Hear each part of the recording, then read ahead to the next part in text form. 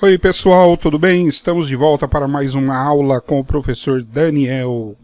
Hoje nós vamos trabalhar o reino Monera, conteúdo de segundo ano do ensino médio. Joinha? Basicamente organismos procariotos.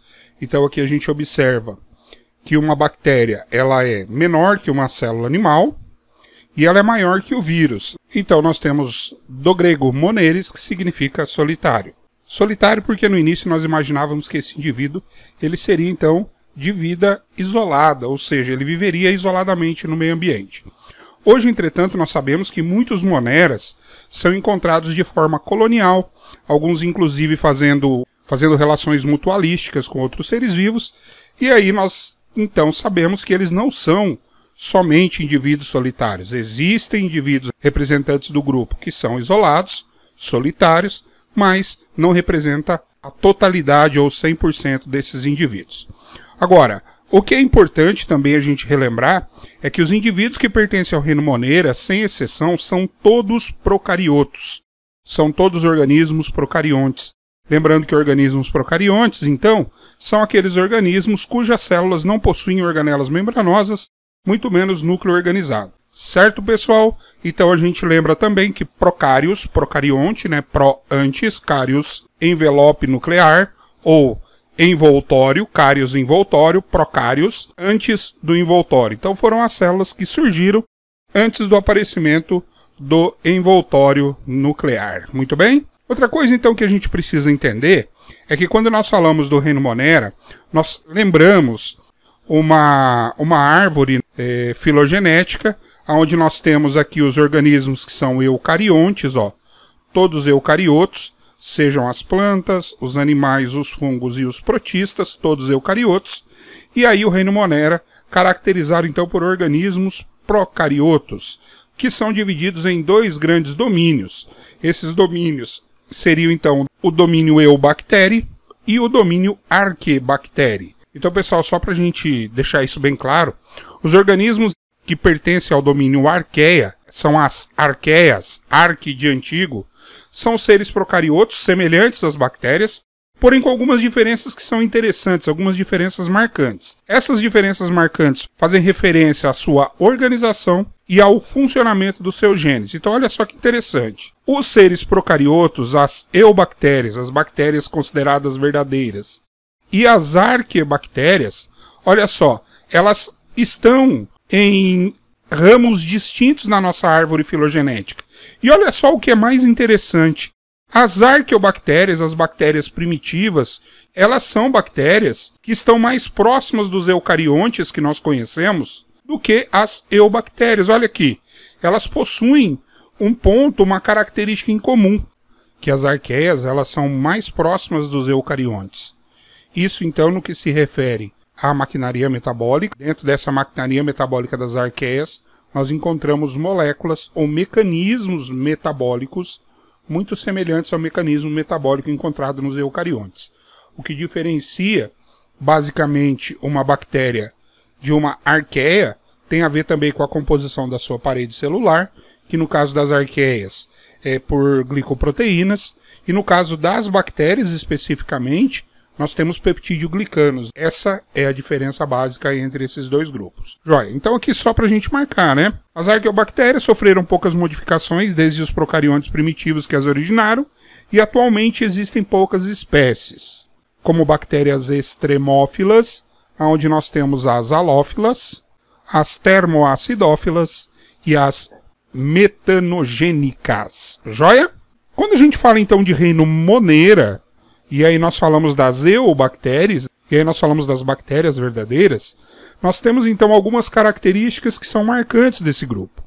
Então a primeira característica marcante é o fato de que esses indivíduos são procariontes.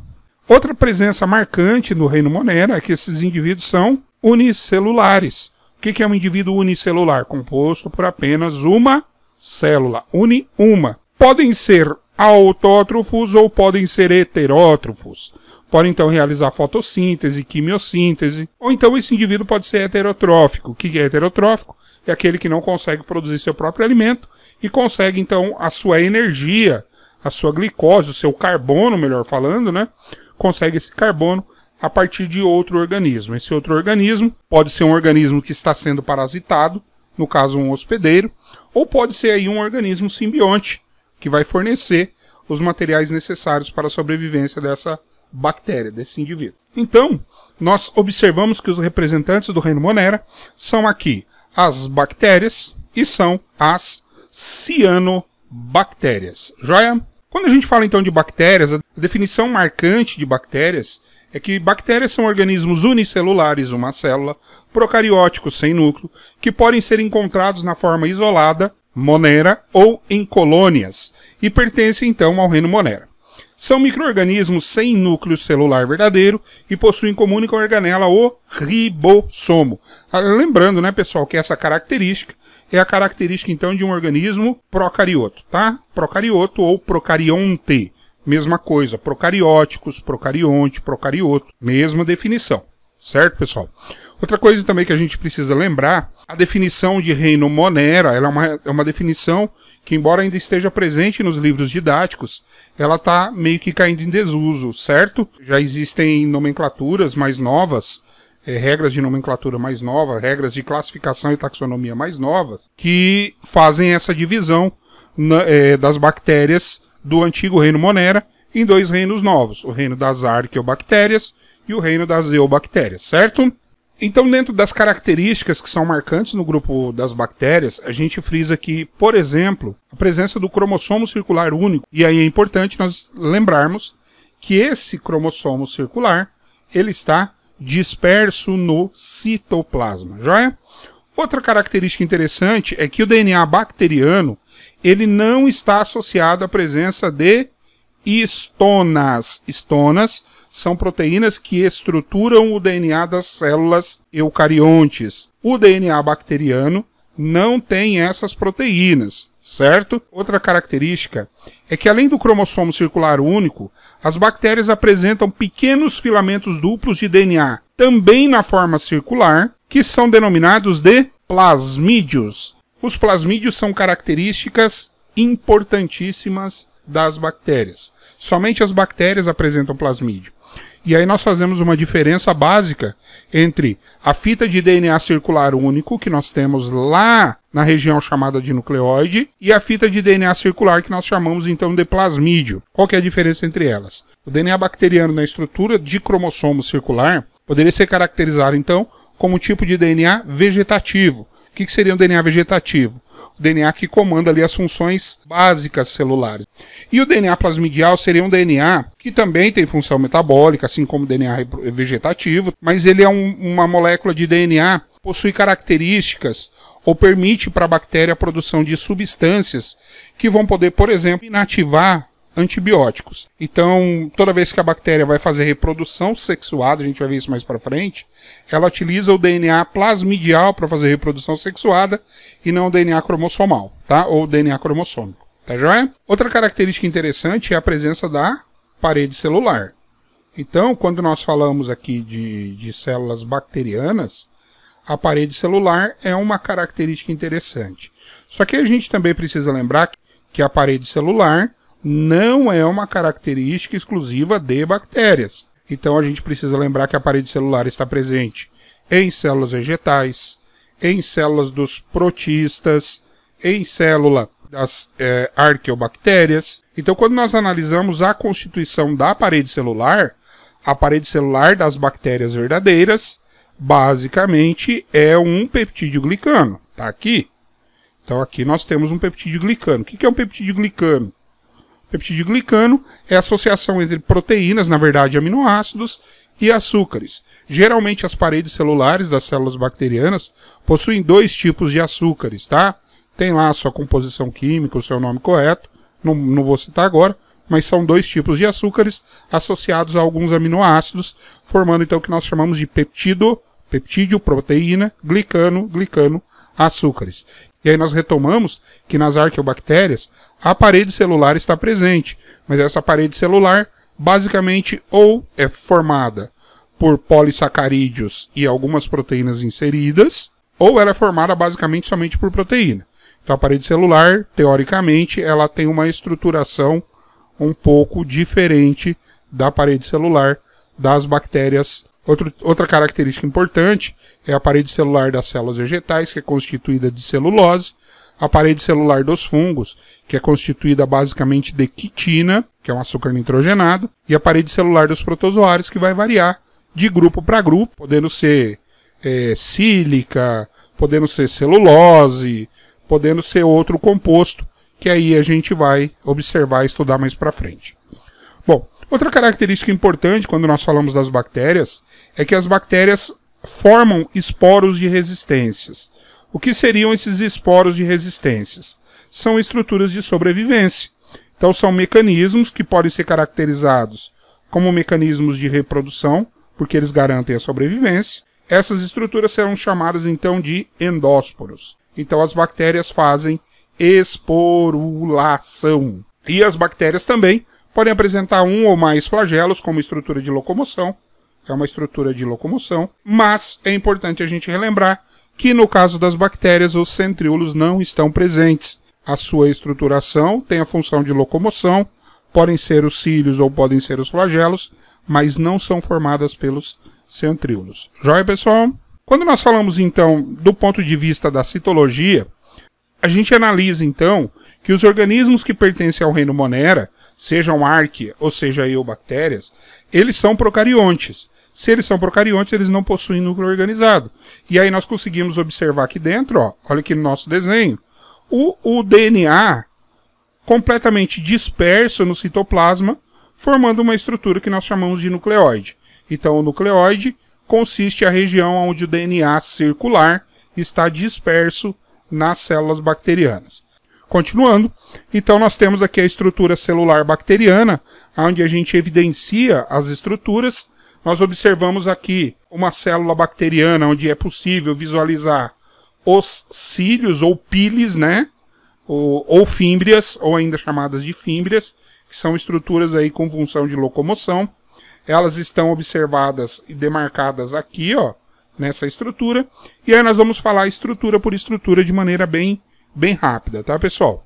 Então as fímbrias estão aqui, estrutura de locomoção, que também atua na reprodução sexuada, tá? Depois a gente vai voltar a falar dela. O flagelo, estrutura de locomoção, e aí a gente diferencia cílios de flagelo de que forma, professor? Cílios ou fímbrias são curtas e numerosas.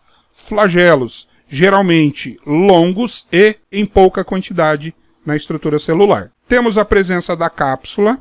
Ela não é uma estrutura obrigatória em toda a célula bacteriana. Tem célula bacteriana que tem cápsula, tem célula bacteriana que não tem cápsula. Em alguns livros de biologia a gente encontra ainda a cápsula com o nome de envelope. Então pode ser uma bactéria envelopada ou não envelopada, capsulada ou não capsulada. Essa cápsula, geralmente, ela é composta por um mucopolissacarídeo. A parede celular, que nós já falamos bastante, e vamos voltar a falar daqui a pouco, porque nós vamos falar especificamente das bactérias gram positivo e gram negativo. A membrana celular, que é característica também de toda a célula, seja procarionte, seja eucarionte, ela é fosfolipídica, é uma bicamada lipídica ou uma bicamada fosfolipídica com proteínas inseridas na sua estruturação. O mesossomo, uma dobra da membrana plasmática, nós observamos aqui, ó. Esse é o mesossomo. Essa dobra, ela pode fixar o material genético, formando o que nós conhecemos como nucleóide. Também tem atuação importantíssima na respiração bacteriana. Nós encontramos proteínas importantes na respiração bacteriana. Nós observamos o citoplasma. O citoplasma bacteriano, ele não tem proteína na sua composição, basicamente água, sais minerais e estruturas celulares. Os ribossomos, que são organelas proteicas, cuja função é a síntese de proteínas, estão presentes nas células eucariontes e estão presentes também nas bactérias. Fechamos então aqui, observamos aqui o nucleóide, estrutura compreende a região aqui, ó, onde está o DNA circular, e aí nós observamos os plasmídeos. Olha aqui que interessante. O plasmídio, ele pode ser pequeno e ele pode ocorrer em grandes quantidades na célula bacteriana. O plasmídio é o DNA reprodutivo. O nucleóide é o DNA vegetativo. Outra coisa importante quando nós falamos de bactérias é o formato da célula bacteriana. Quando nós analisamos a célula bacteriana, nós observamos a sua estruturação básica, quase que em todas as aulas. Sempre que a gente aborda bactérias, a gente basicamente estuda somente a estrutura bacilar, a estrutura em forma cilíndrica. Mas as células bacterianas apresentam outros formatos importantes. Nós temos a célula cilíndrica clássica, e aí nós vamos ver outros tipos de células bacterianas que são importantes. Então nós temos aqui os cocos, não é cocos, tá? Nem cocôs, é cocos, os cocos, que são células bacterianas com formato esférico, estão representados aqui nesse desenho aqui embaixo, ó. Esses são os cocos, e aí nós observamos que algumas delas são bem conhecidas, como por exemplo as bactérias causadoras da pneumonia e da meningite, que nós chamamos de pneumococos ou meningococos. Outro detalhe importante, pessoal, é que as células de formato esférico, os cocos, eles podem ser isolados ou podem formar colônias. Outro formato importante que nós temos são os bacilos. Então, os bacilos é o formato bacteriano mais conhecido. Ele tem um formato cilíndrico, ok? E aí nós temos conhecidos os lactobacilos, sim, meus amigos. Aqueles presentes lá no iogurte, no Yakult, Yakult com lactobacilos vivos. Os lactobacilos são células bacterianas de formato cilíndricas encontradas no leite, joia? E nós temos o bacilo da tuberculose, olha aqui. Além deles, nós temos o bacilo de Hansen, que é o bacilo causador da hanseníase. Então, são alguns tipos de bacilos bem conhecidos. Outro formato importante é o formato conhecido como espirilos ou espiroquetas. Ele tem um formato espiralado, a gente observa aqui, ó, parece um araminho de caderno, né? E aí, a bactéria mais conhecida em forma de espirilo, é a bactéria causadora da sífilis, que é uma DST, uma doença sexualmente transmissível. Nós temos também a leptospirose, causada pela bactéria conhecida como nome de Leptospira. Joia, pessoal? E aí, por fim, nós temos os vibriões. Vibriões são células bacterianas que parecem uma vírgula. Olha só que legal. Células bacterianas que parecem uma vírgula. E aí nós temos o vibrião colérico. É uma doença que já foi bastante importante no Brasil. Nós tivemos surto dessa doença no Brasil num passado não tão distante assim. E matou bastante gente, tá, pessoal? Não é igual a H1N1, que aconteceu ali em 2009. Ela é uma doença muito ligada à falta de saneamento básico. Regiões onde não tem saneamento básico, vibrião colérico ainda ocorre. E aí ele tem esse formato aqui, ó. Joia? Só relembrando então, nós temos aqui, ó, os cocos, né, isolados, ou a colônia é formada por duas bactérias. Os estreptococos é a colônia formadas por cocos, formando como se fosse um cordãozinho ou um colarzinho de pérolas. As tétrades, que são cocos coloniais em 4. Os estafilococos, parecem um cachinho de uva aqui.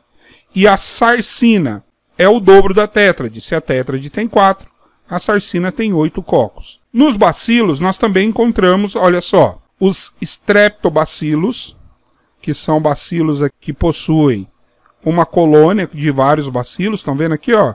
Vários bacilos. Nós temos o isolado, que possui flagelos. Nós temos o esporo, que é uma estrutura de resistência que a gente vai falar mais pra frente. No vibrião, está aqui a presença dele. E os espiroquetas ou espirilos são os indivíduos que têm o formato de uma espiral.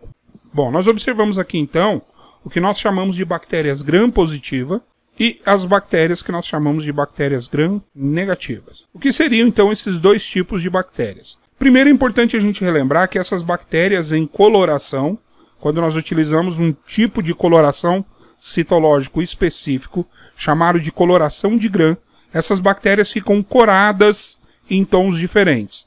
As bactérias gram-positiva, elas ficam coradas em rosa ou roxo, e as bactérias gram-negativa, elas ficam coradas em azul. Por que nós temos essa diferença?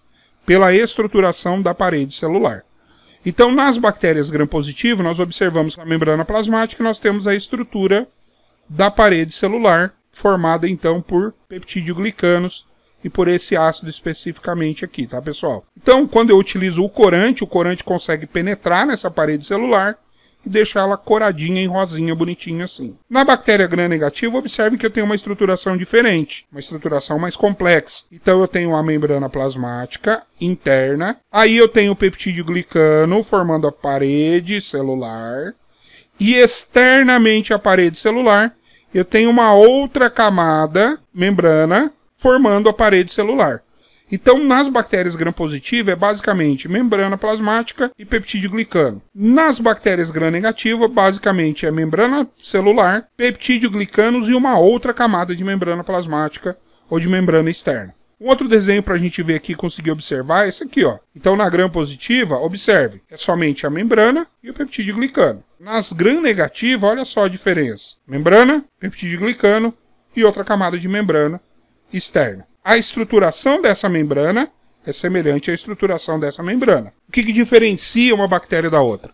Basicamente, a diferença tem a ver com a estrutura da parede bacteriana. As gram-negativas têm uma membrana externa, além da membrana plasmática, que não permite a entrada do corante. Nutrição bacteriana. Bom, quando nós falamos de bactéria, outra coisa importante que a gente tem que ter em mente é que nós temos dois grupos de bactérias. As bactérias chamadas de bactérias autotróficas, que são as bactérias que conseguem os seus átomos de carbono, olha aqui, conseguem os seus átomos de carbono a partir de moléculas, diretamente a partir do gás carbônico. Então elas vão produzir a sua matéria orgânica, a sua glicose, a partir do gás carbônico, muito bem. E nós temos as bactérias que são heterotróficas. Se elas são heterotróficas, elas utilizam o carbono, elas conseguem carbono, olha aqui, conseguem carbono a partir de moléculas orgânicas que já estão presentes no meio. Então, já existe a molécula orgânica. A molécula orgânica já está presente para ela. Ela só tem como finalidade fazer o quê? Absorver essa estrutura e poder utilizar ele como fonte de energia. Nas autotróficas, o carbono não está disponível. Ela precisa assimilar, precisa fazer uma série de reações químicas para, a partir do gás carbônico, produzir o seu composto. Quando nós falamos, então, nas bactérias autotróficas, nós temos dois grupos diferentes. As bactérias fototróficas ou fotossintetizantes e as bactérias quimiotróficas ou quimiosintetizantes. As bactérias fototróficas utilizam a luz como fonte de energia primária. As bactérias que são quimiotróficas ou quimiosintetizantes aproveitam a energia química que está dentro de substâncias inorgânicas. Então ela tem uma fonte inorgânica, uma reação química inorgânica, e a partir dessa reação química inorgânica, ela então consegue produzir a sua energia. Bom, dentro das bactérias heterotróficas, que são aquelas que conseguem a sua molécula orgânica já pronta a partir de outro organismo, nós temos dois grupos. As saprofágicas e as bactérias que são parasitas. As saprofágicas se alimentam de cadáveres de matéria morta em decomposição. Então, do pó veio, ao pó voltarás, utilizando os compostos orgânicos presentes na matéria orgânica, seja cadáver, seja fezes, seja partes que foram decompostas ou liberadas por seres vivos, por exemplo, como as folhas das plantas, né? E as parasitas, elas utilizam os tecidos corporais dos seres vivos e geralmente são causadoras de doença. Então elas se instalam no nosso organismo, retiram a sua energia de dentro do nosso organismo e aí vão ocasionar algum tipo de doença. Só que aí também, pessoal, a gente precisa lembrar que nós não temos apenas bactérias parasitas heterotróficas. Nós temos bactérias heterotróficas que são simbiontes, que estão dentro do nosso organismo numa relação de troca, onde os favores são mútuos. Então a bactéria, por exemplo, da nossa flora intestinal, elas estão dentro da nossa flora intestinal, dentro do nosso intestino, elas utilizam parte do alimento que nós ingerimos e elas devolvem substâncias que são úteis para o nosso corpo, como algumas vitaminas, a capacidade de reabsorver água e sais minerais. Então essas bactérias, elas não são parasitas. Embora elas estejam dentro do nosso organismo, elas são bactérias simbiontes, certo? Então a gente poderia acrescentar que além das saprofágicas, que se alimentam de matéria orgânica em decomposição, além das parasitas que ocasionam doença, nós também temos as bactérias que são simbiontes. Bom, quando a gente fala de respiração bacteriana, nós também observamos 3 grupos de bactérias, 3 grupos de respiração que são importantes. Nós temos as bactérias aeróbicas. As bactérias aeróbicas são bactérias que, assim como a gente, utilizam o oxigênio para decompor a sua glicose. Então ele decompõe a glicose a partir da presença do oxigênio, liberando então energia. Aí nós temos outros organismos que independem da presença do oxigênio. São chamadas então de bactérias anaeróbicas facultativas, ou seja, se tiver oxigênio, ela sobrevive. Se não tiver oxigênio, ela sobrevive do mesmo jeito. Então para ela tanto faz. Ter oxigênio, não ter oxigênio, não faz diferença. Então ela é chamada de bactéria anaeróbica facultativa, porque com presença ou ausência de oxigênio, ela sobrevive do mesmo jeito. Nós temos um grupo de bactérias que são chamadas de bactérias anaeróbicas, olha aqui, obrigatórias ou restritas. Significa dizer então que essa bactéria só sobrevive em ausência completa de oxigênio. Se tiver oxigênio presente, ela morre, certo? E aí então nós temos como exemplo o Clostridium tetani, que é a bactéria causadora do tétano, joia? Como exemplo ali de bactérias aeróbicas, Pseudomonas, bactérias bem conhecidas e que compõem aí as bactérias que fazem parte do ciclo do nitrogênio, muito importantes no meio ambiente. Como bactérias aeróbicas facultativas, nós podemos citar a Escherichia coli, que é a bactéria presente na nossa flora intestinal, e os lactobacilos, que são bactérias presentes no leite, e como bactérias anaeróbicas obrigatórias, o Clostridium tetani, o Clostridium botulinum, né, que são bactérias aí bem conhecidas e que quando elas entram no organismo, elas geralmente levam o indivíduo à morte. Aqui nós temos então um resumo bem legal com relação à nutrição bacteriana e à respiração. Então, bactérias autótrofas obtêm carbonos a partir de CO2, pode ser a partir da luz ou a partir de substâncias químicas. As bactérias heterotróficas, elas obtêm átomos de carbono. O carbono dela é obtido a partir de onde? A partir de moléculas orgânicas, principalmente a glicose, tá, pessoal? Elas podem conseguir de forma saprofágica, a partir de parasitas, ou a gente lembra sempre das simbiontes, tá? Que aí nesse caso elas não causam doença. E aí elas podem ser aeróbicas, que só sobrevivem em meio com oxigênio. Se não tiver oxigênio, ela morre. As anaeróbicas facultativas, que sobrevivem tendo oxigênio ou não tendo oxigênio. E as anaeróbicas obrigatórias, que são aquelas que somente sobrevivem em meio sem oxigênio. Joia?